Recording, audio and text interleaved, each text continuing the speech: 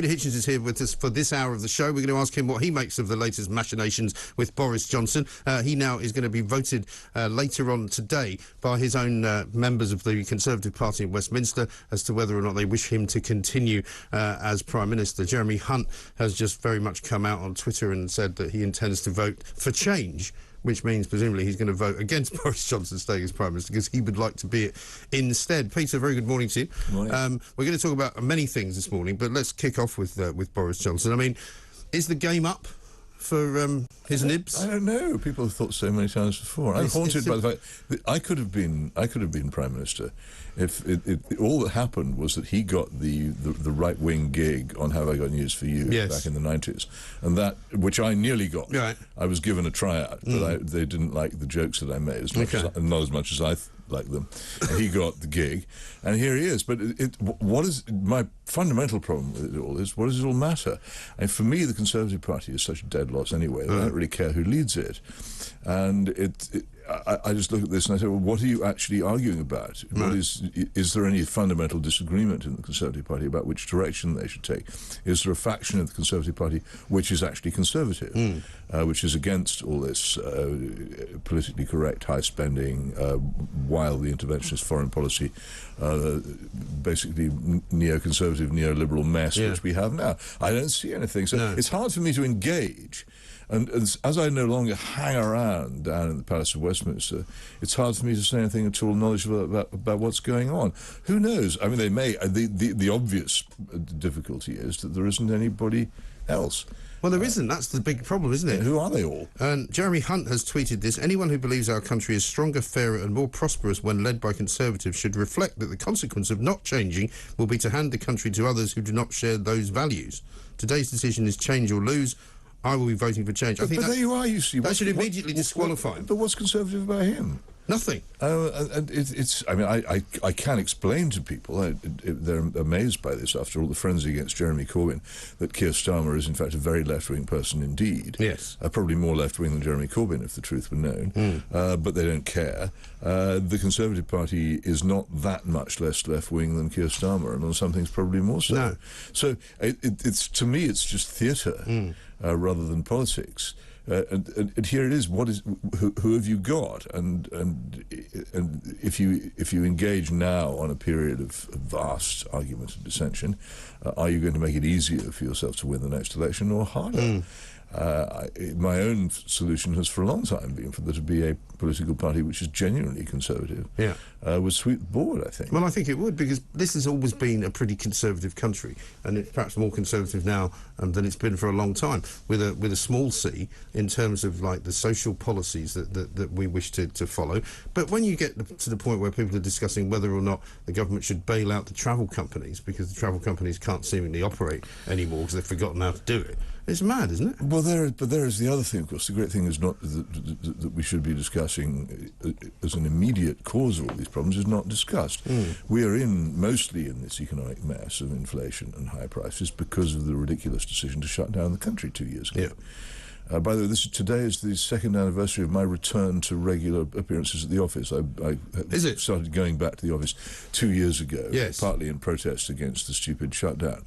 And it's now people are forgetting that there was any possibility that there might have been any other course of action, while the proof mounts up, particularly from Sweden, which didn't take this crazy.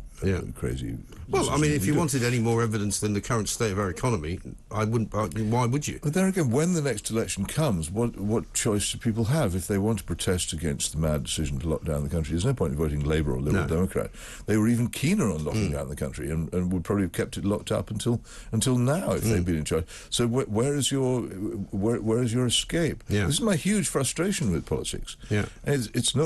Horse racing is more interesting, honestly, because there's more chance of real change. Well, exactly. I mean, I was mentioning this morning earlier that somebody reminded me of a tweet I'd put out back in March of last year, which actually was calling for Boris Johnson to resign then, on the basis that, he was screwing everything up, not because he'd had a party and had some cake, but actually for a proper reason, that he wasn't doing what he said he would do. Yeah, well, that is the other thing. What is this actually about?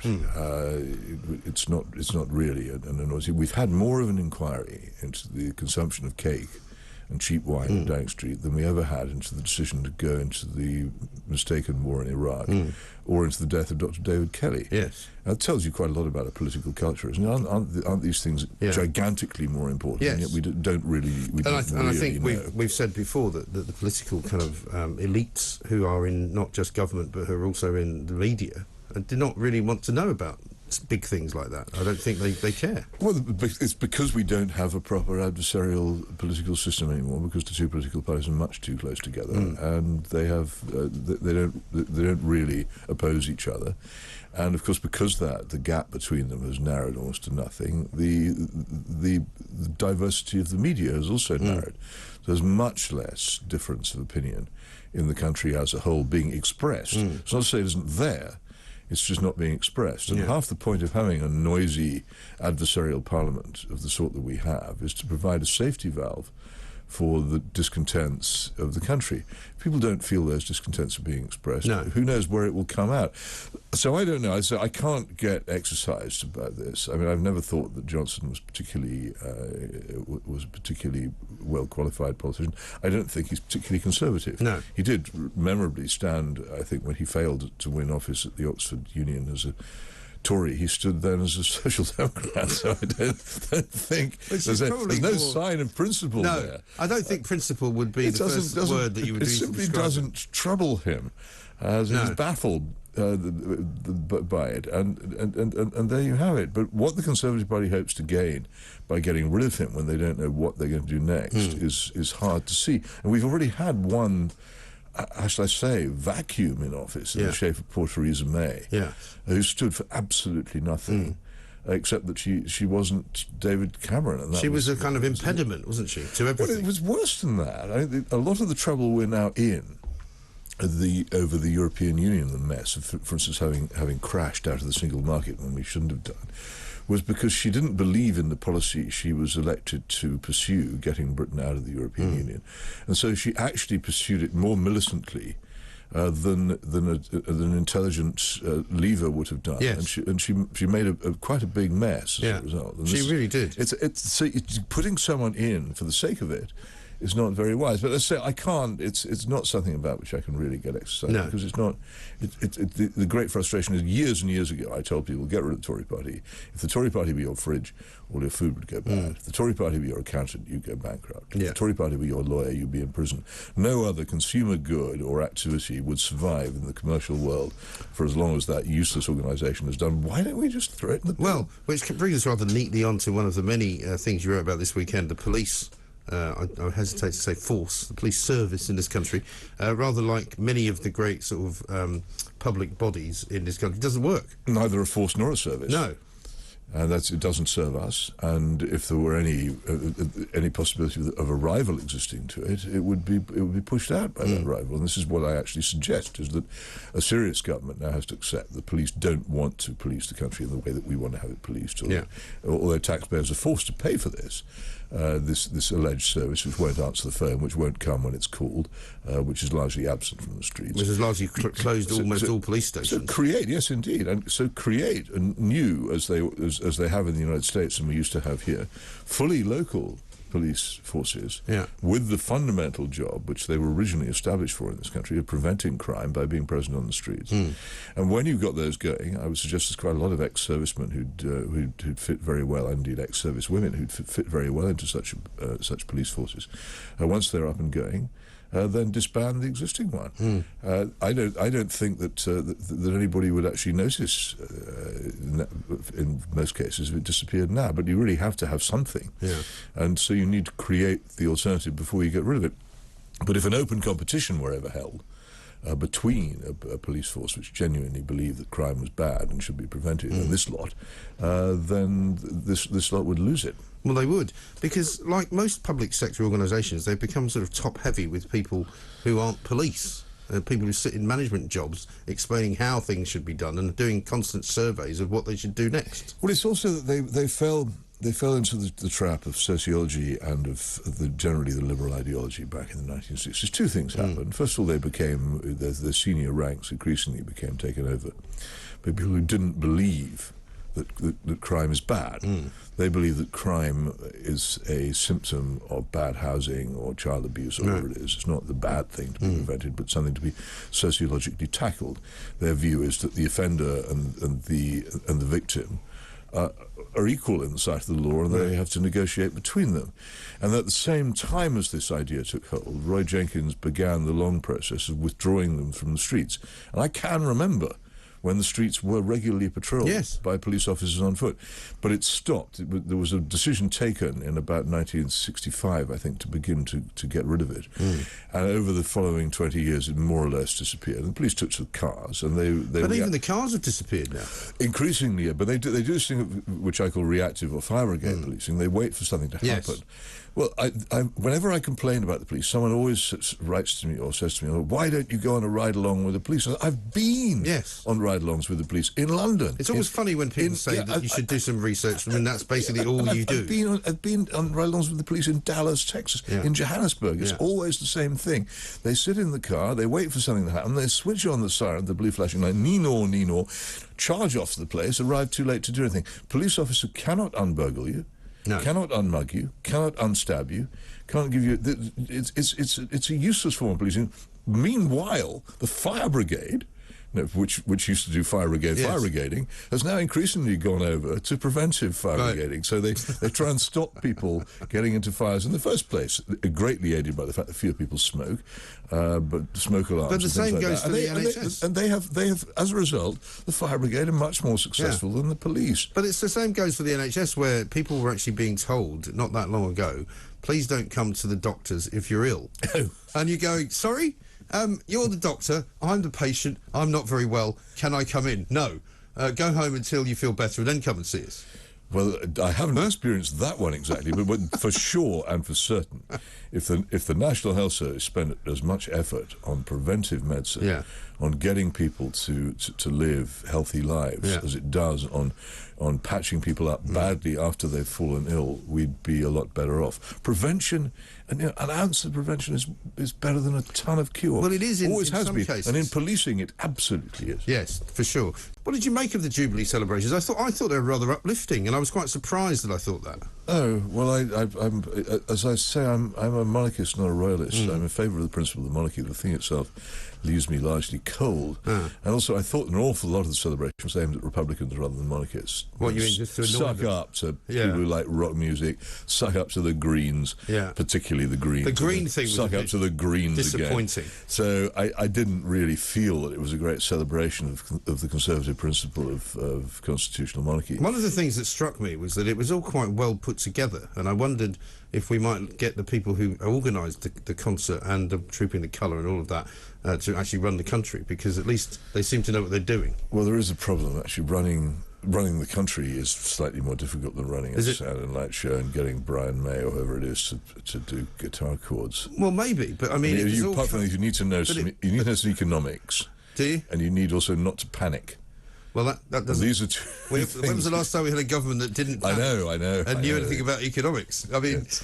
George Osborne, I think, was singularly the worst chancellor we ever had. Completely. Well, no. There must be... Winston Churchill, in some ways, was the worst chancellor we ever had. He I suppose bankrupted the country in 1925. So it's not just... So you weren't exactly glued to the television then over there? I was completely unglued to television. Yeah. Right. I was catching up on reading my favourite detective stories by the wonderful Josephine. Are you one of those snobby intellectuals, you think? Yeah, that's me. I'm one of those snobby intellectuals. No, honestly, I'm lower upper middle class. Right. I can't afford to be snobbish.